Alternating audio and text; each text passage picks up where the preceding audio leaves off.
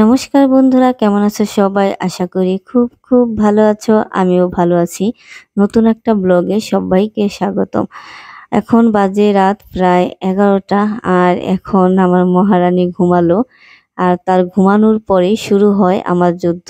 দেখতেই পাচ্ছ ঘরটার কি অবস্থা করে রেখেছে। এখন এগুলো আমার সব গুছাতে হবে। সারাদিন সে এত পরিমাণ ব্যস্ত থাকে যে সারাদিনে ঘুমানোর মতো সময়টুকু তার কাছে নেই। সারাদিনে সে একটুও ঘুমায় না। এখনো তাকে আমি জোর করে ঘুম পাড়িয়ে দিছি। আর দিনের বেলায় যদি কখনো তাকে নিয়ে একটু শুই, আমি নিজে ঘুমিয়ে যাই, তার ঘুমানোর নামটুকু নেই। সে এত ব্যস্ত। আর আমি ঘুমানোর পর সে কি অত্যাচার কি বলবো। দেখতেই পাচ্ছ ঘরটার কি অবস্থা, শুধু সন্ধ্যার পর থেকে এই অবস্থা করে রেখেছে। আর সারাদিনে কতবার যে ঘর গুছাতে হয় তা বলার বাহিরে। এগুলো গুছাবো, গুছানোর পর আমি রাতের খাবার খাবো। দেখা গেল আমার রাতের খাবার খেয়ে ঘুমাতে প্রায় ১২টা ১২:৩০ বেজে যাবে। আবার সেই সকালবেলা উঠে যুদ্ধ শুরু।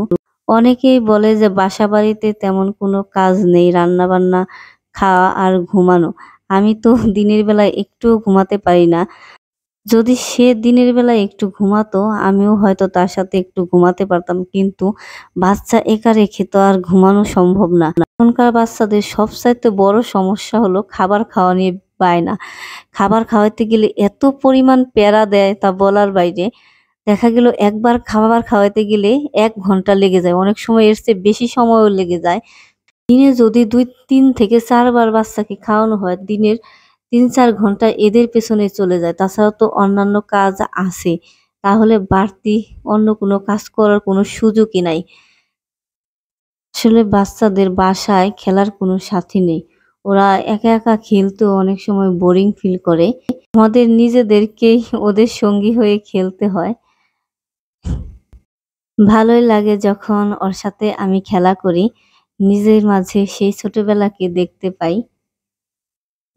সবকিছু মিলিয়েই তবুও ভালো। আসলেও কিছু মানুষের কথা এমনভাবে বলে যে মনে হয় বাসায় আমরা খাই আর ঘুমাই। আর খাবারগুলো তারা পার্সেল করে আমাদেরকে পাঠিয়ে দেয়। ভিডিওটা মূলত তাদের জন্যই করা যারা আমাদেরকে এই ধরনের কমেন্ট করে। ধন্যবাদ সবাইকে।